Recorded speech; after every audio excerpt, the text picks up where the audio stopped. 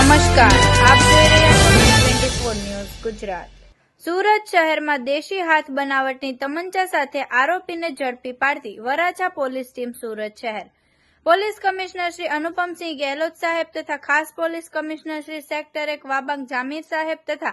નાયબ police commissioner Shri zone 1 Bhaktiba Dabhi saheb તથા મદદનીશ police commissioner Shri B division P K. Patel saheb Surat શહેરનાઓએ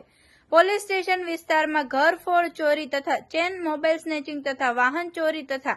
ચોરીના અનડિટેક્ટ ગુનાઓ શોધી કાઢવા તથા નાસ્તા ફરતા આરોપીઓને પકડવા તથા આગામી 31st તહેવાર સંબંધે પ્રોહિબિશનની પ્રવૃત્તિ સદંતર નેસ્તનાબૂદ કરવા માટે સૂચના આપેલ હોય જે સંબંધે વરાછા પોલીસ સ્ટેશનના પોલીસ ઇન્સ્પેક્ટર આર.બી. ગોજિયા સાહેબ તથા પોલીસ ઇન્સ્પેક્ટર એચ.બી. પટેલ સાહેબ નાઓએ અનડિટેક્ટ ગુનાઓ શોધી કાઢવા તથા આર્મ્સ એક્ટના ગુનાઓ શોધી કાઢવા માટે જરૂરી માર્ગદર્શન આપેલ જે અન્વયે in charge surveillance PSI PV Solanki સાહેબ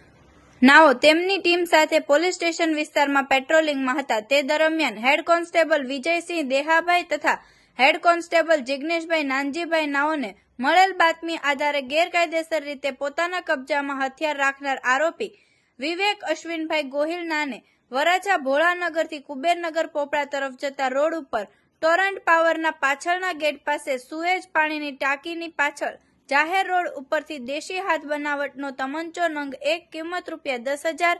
જીવતા કાર્ટીઝ નંગ 2 કિંમત ₹400 જે બંને મળી કુલ ₹10,400 ની મત્તાના મુદ્દામાલ સાથે પકડી પાડી ધ આર્મ્સ એક્ટ મુજબ કાયદેસરની કાર્યવાહી કરી પ્રશંસનીય કામગીરી કરેલ છે।